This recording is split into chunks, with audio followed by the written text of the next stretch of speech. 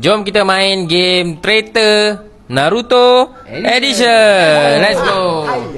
Karakter ni dia agak rapat dengan Naruto. Karakter aku berambut panjang. Karakter aku dia pandai berjutsu. Jutsu panggil? Jutsu kan. Dia kawan Naruto. Dia dari klan yang hebat. Dia ada masa perang Shinobi yang keempat. Dia ada semasa lawan dengan Jubi. Karakter ni ada dalam Boruto.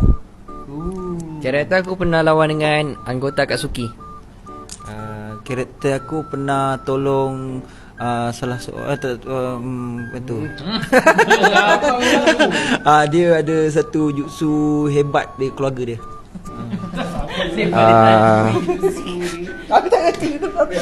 Dia famous lah.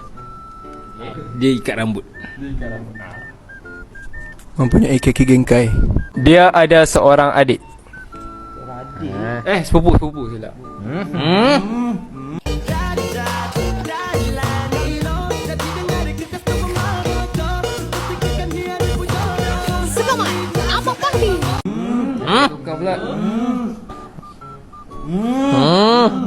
Karakter ni sekarang dia tak bercakap.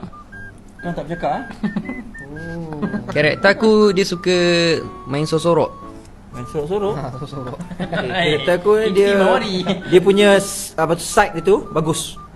Dia tak ada blind spot. Satu ikonik karakter. Mata dia unik. Mempunyai sejarah lama yang kelam. Penting ni.